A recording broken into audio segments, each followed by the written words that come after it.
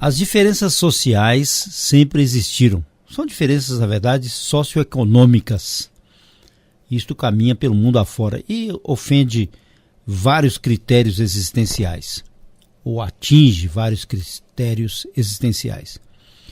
Um deles é na educação. Podem perceber que onde existem famílias que estudam mais, leem mais, mesmo independente da situação econômica, elas têm melhores condições de avançar com os filhos, independente de colégios ou de estabelecimentos de ensino.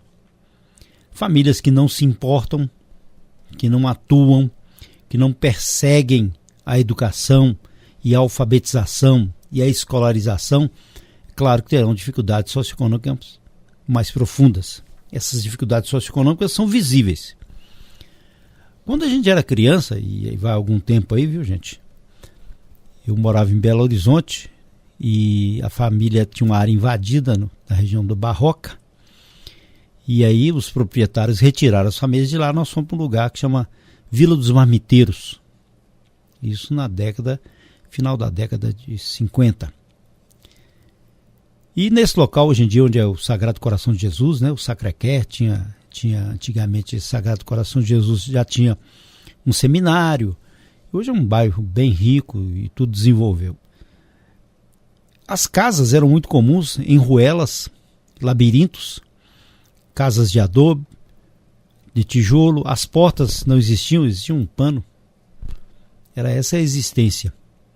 Mas muitas pessoas eram dedicadas, trabalhadores. Tinha profissões comuns como sapateiro, funileiro, pedreiro, pessoas que sabiam trabalhar madeira, pessoas do povo, operários. Veio o período da Revolução, na década de 60, veio a Contra-Revolução. Viviam sociedades sendo espancadas, diminuídas, perseguidas, mas existia um afeto entre as pessoas também. E essa transformação hoje é tão forte, né? As pessoas residem melhor do que era, as pessoas vivem melhor do que era antigamente. Não tinha sistema de saúde. Os pobres tinham IAPI e IAPTEC, que era a divisão da saúde. Foi graças a ainda Getúlio Vargas que montou-se um sistema de economia para garantir a empregabilidade. Isso só foi melhorando. Hoje a gente vê as famílias com melhores condições, mas o Brasil não criou uma asa para poder voar. Ele continua arraigado ou preso a sistemas antigos, ultrapassados, de cultura. E essa falta de cultura faz avançar também separações. Daí as famílias que têm melhor condição, não só financeira, mas também educacional, de trabalhar a educação, de leitura, de preocupar-se com os filhos, preocupar-se com a escola, não no sentido apenas de ter um diploma, mas de ter uma formação, elas caminham melhor. Enquanto outras que ficam paradas no tempo, evidente, vão sair perdendo. Olha a situação que nós estamos vivendo hoje com desemprego. E essa sociedade está mudando com muitas tecnologias, a rapidez. O Brasil mesmo está se esforçando agora com Jair Bolsonaro para ficar entre os países ricos e sair do grupo de países pobres. Quer dizer, vai ser o pobretão no meio dos ricos.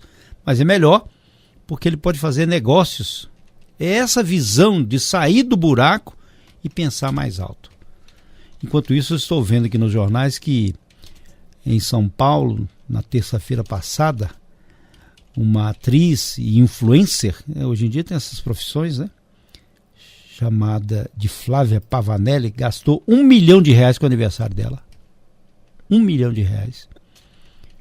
Gente, é uma discrepância tão forte e uma indiferença tão forte. R$1 milhão. Nós ficamos imaginando que se a sociedade é tão dividida, tão sofrida, não é porque ela é rica pode gastar R$1 milhão, não. É porque os outros não têm a chance, ou porque não querem, ou porque não conseguiram, ou porque os freios não permitem que avancem. Mas a gente tem que tomar consciência da nossa vida, tomar consciência do que nós podemos fazer, do nosso potencial. Não é para fazer festa de 1 milhão, não. Mas pelo menos sair da situação de pobreza, de estado de miserabilidade. Isso passa pela política. Isso passa por escolhas. Isso passa por decisão. Isso passa por educação e principalmente fortalecimento da família.